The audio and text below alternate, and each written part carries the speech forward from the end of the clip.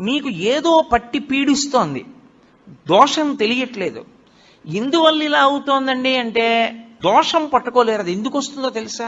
ఎక్కడో మహాత్ముల మనసు కష్టపెట్టడమో, లేకపోతే ఏదో చెయ్యకూడని దోషం ఏదో చేశారు, అది జాతకంలోకి దొరకదు, పీడిస్తూ ఉంటుంది. మీకు దొరకని దోషం పోవాలి అంటే ఒక్క నంది అభిషేకానికే పోతుంది. అది ఎప్పుడో తెలుసా? ఎప్పుడు పడితే అప్పుడు చేయడానికి వీల్లేదు. త్రయోదశి నాటి సాయంకాలం శివాలయంలో శివలింగానికి పొద్దున్న అభిషేకం అయిపోతుంది కాబట్టి అలంకారం చేసేసి రుద్రాధ్యాయంతో నందీశ్వరుడికి అభిషేకం చేస్తారు. అభిషేకం చేసి నంది మూర్తినంతటినీ కడిగి అలంకారం చేసి చందనం బొట్టి బొట్టు పెట్టి నందీశ్వరుడికి శివలింగానికి ఏకకాలంలో హారతిత్తితే సమస్త దోషములు.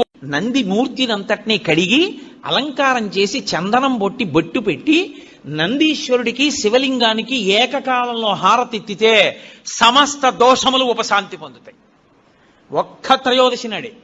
ఇక ఇంకొక రోజు లేదు దానికి. దోష నివారణార్థం చేసేటటువంటి అభిషేకం నందీశ్వరుడికి ఉంది ప్రదోష వేళలో.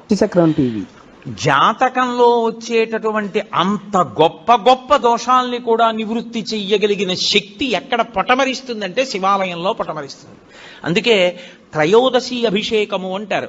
దానికి నంది దగ్గర బయలుదేరి ప్రదక్షిణం చేసి నంది దగ్గరికి రావాలి. దానికి ఒక ప్రత్యేకమైన ప్రదక్షిణ విధానం ఉంటుంది.